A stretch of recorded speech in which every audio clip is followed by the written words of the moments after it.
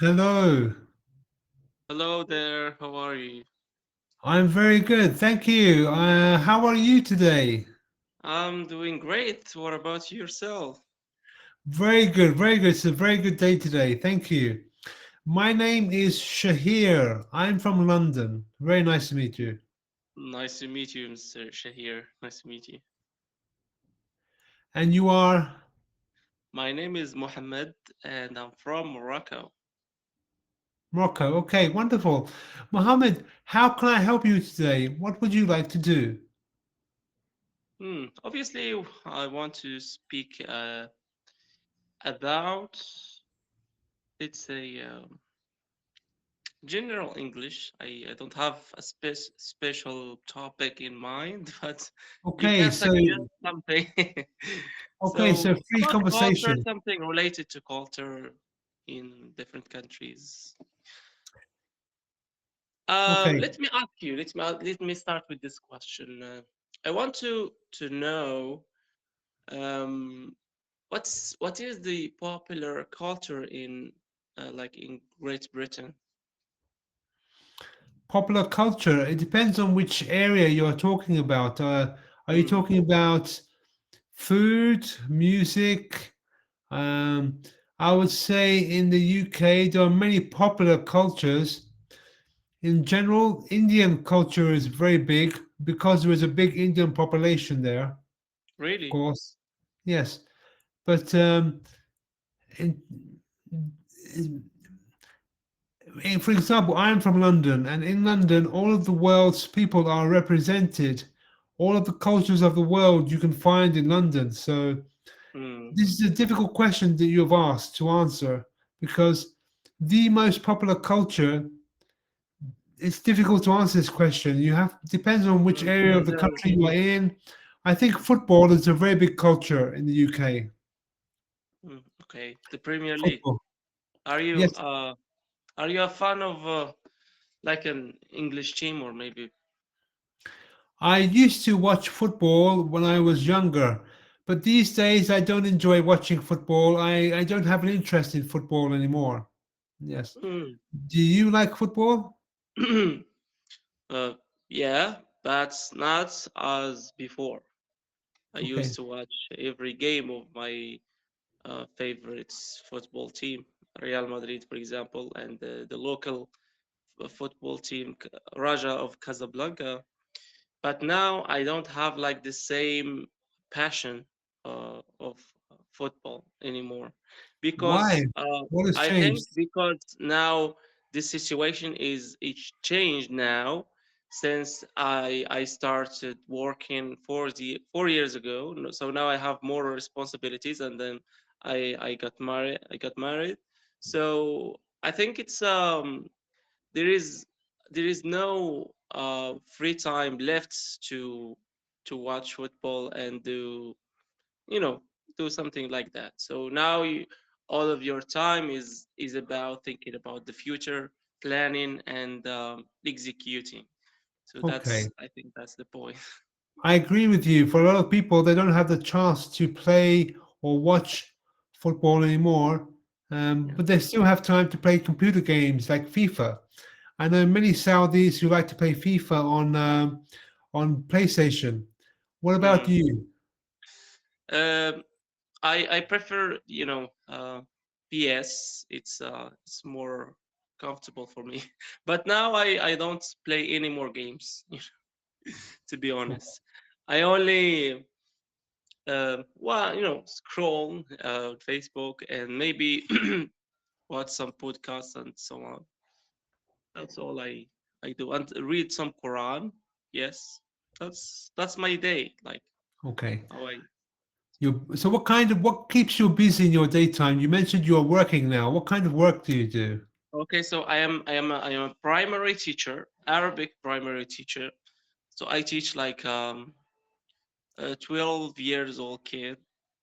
Um, yeah, so I teach different subjects like math, like Arabic, Islamic education, arts, and history, geography. Yeah, those are subjects I teach. Very good. Um, And I'm what is your main job, like except for Cambly? I'm here on Cambly. I used to work until recently in a sales position within a company, selling their products with international customers. But that has What kind of changed product? now. Online software type products, dealing with software to do for their companies to help to expand their businesses. But this is something I've stopped just some time ago. So right now I'm just focusing on teaching English. Hmm. Okay, so as an English teacher, you may notice a lot of the main challenge that learners of English face. So, can you tell me what are the most popular challenges that English learners face, and what is the solution for these challenges? Okay, so the most common problem is fear of making mistakes, Mm, mm. Can you fear explain that of more? What happens, like in our body or brain? What happens that make us feel like maybe stress and of course each person is individual.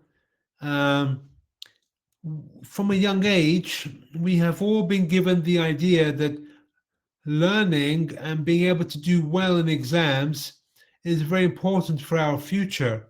And so yeah, this is a pressure given to us by our parents, by our teachers, by others in our community.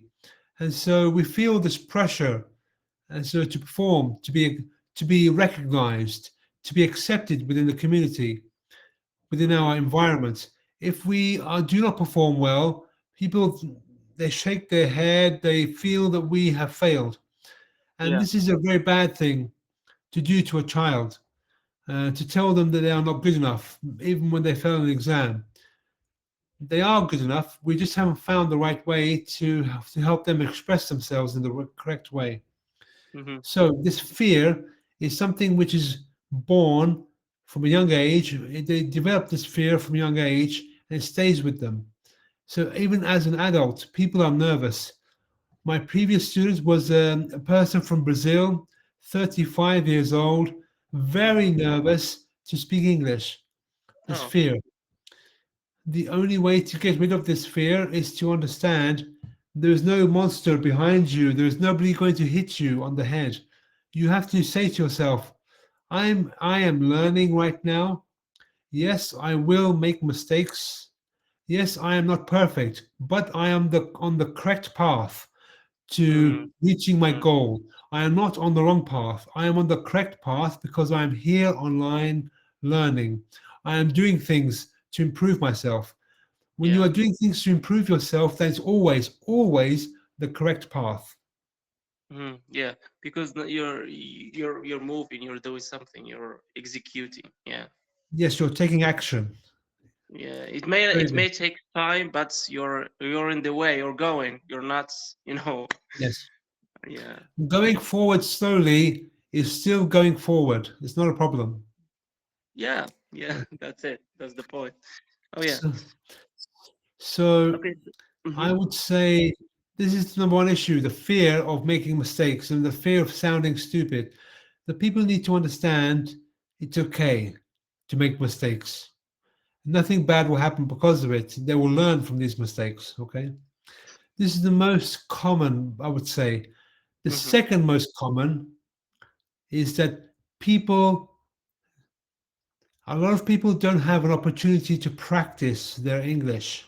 Mm-hmm. So for people like, for example, in Saudi Arabia, who I speak to, I know you are from Morocco, but Saudi Arabia, they they want people to just teach them words, and they say, okay, I've practiced my 5 words today, and that's enough. And I say, no, it's not enough. This is not how your brain works. Your brain needs to be in the environment, and it needs to be in this environment for a period of time in order to make new connections. So you need Yeah. to place yourself in a space of not just learning, but using, doing, practicing. Mm-hmm. Make your brain work in this field. people want to read, watch movies, and listen to music. This is inputs. So your brain is trying to understand these things. But it's more important for your brain to do things. And the more you do it every day, the stronger your habit becomes. Yeah, yeah. I think that it's very important point that you spoke about, which is like imports, like something that comes in to your mind, but you now you're in you're in the middle of another operation, which is like speaking out the words that you have learned and the expressions, all that, put them all together in the context you want to talk about. So it's a Yeah, very important, and how you get the words quickly. This is why why we need to practice a lot, because we need to make it looks like natural, more natural. It's not I something agree. that we have to think about a lot. I try to encourage people to stop learning things quickly because yes, there is the possibility to learn things quickly, but I also think that learning quickly causes unnecessary stress and pressure on students. And Mm, it's better to be relaxed and comfortable. Your brain works better when you are relaxed and comfortable. And so I tell people forget about learning quickly, learn slowly, learn correctly, yeah. and your speed will increase over time. The more you do it, your speed will increase. When you start running as a boy, you're running at a certain speed. But the more you run, by the time you are 16, 17, your speed has increased, your power and strength has increased. Mm. Okay. It's the same process here. It's because of the training. It's still a muscle, so the brain is a muscle, like all the body muscle. Exactly. So does any of this apply to your own students, do you think?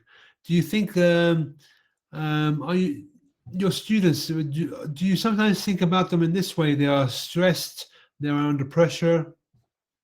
Oh yeah, most of the time, sometimes like um, when you give them, for example, a long lecture or a lesson, uh, when you look at their faces, they are like exhausted or maybe overwhelmed with the, you know, um, so you Content. try to relax them, to turn, the environments to a more, um, to jokes, and try to make them laugh in order for them to let's say to reprogram or something, to what do you call that when you try to to make your phone in a new version or something. Sure, a reset or restart. Reset, yeah, that's the word. Like, okay, so try to reset their minds in a new situation where they are more prepared to grab the information you're trying to give. So it's very important. So I try to play with them some games. Like I split three or maybe two games in one session in order to keep to keep their focus, because sometimes they lost focus, and you know just they're lost. So you have to put them back in the picture. Sure, you have to wake them up again in a way. You Yeah, yeah, keep them fresh. yeah. Good. What kind of concerns do you have for your students? What kind of things do you worry about for them? uh, Actually, in I have I have one concern that seems to be related to the program we're teaching, because we are, I think, as a kid, you don't have to give them uh, different different subjects. I think in a you know in that age, from 6 to 12, you need to give them maybe three subjects at max. So there is no need to teach them history, geography, maybe up to 10 subjects. Uh, but at the end, when you ask them, they don't give you back much of what you have done.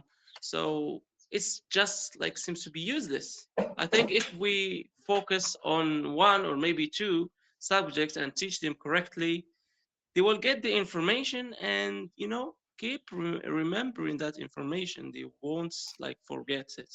So I think that's one concern about the program that we are following. And another one is mobile phones. A lot of my students use use mobile phones when they go to their homes, and that's a big problem because using a mobile phone and watching reels, short videos, that's reduce the amount of time you can focus on. And Yeah, I can see clearly the difference between a student who uses mobile phone and another one who don't use it. So I can it's clearly true. see the difference between the time of focus between the two. So it's obviously the person that use mobile phone, they could not stay focused for a long time. That's the problem. That's the two concerns that I have about my students. Yes. I agree with you. I think the mobile phone issue is a big concern, not just for teachers, but for parents, because, as you say, it's limiting the child's abilities or potential. Mm. I've written down here in the message in the chat a word, Waldorf. This is a type of education system which has been Hold on. pioneered in Germany and now is available in various places around the world. And it's very popular with parents because it's a different type of education. It's not opening the child's head and pouring all of this information in. It's a way of engaging the child in real things they feel like they're part of. So learning to use Yeah. tools, learning to enjoy processes, Yeah. learning to work with nature, Yeah. learning maths, of course, and learning to build relationships with people, learning to work together as a team, learning strategies, and building all sorts of skills which not are not available in every school. Yes. Have you heard of Waldorf before, Mohammed? I haven't heard about this word before. Thank you so much. I think I have heard about another way of teaching, which is Missouri. Do you know this Montessori, way? yes, this is it's another Montessori. another alternative to Waldorf. Montessori. That I think some private schools in Morocco apply this strategy of teaching. It's a very popular strategy. It's not available everywhere, but it's becoming more and more popular. I have friends of mine, they moved from another country to here where I live to make sure their young child can go to one of these schools. They quit their jobs, they came here and found new jobs for this reason. Yeah. Yeah, yeah. Because this is something that could shape, change your child's future. Totally. Exactly. Mohammed, we're out of time.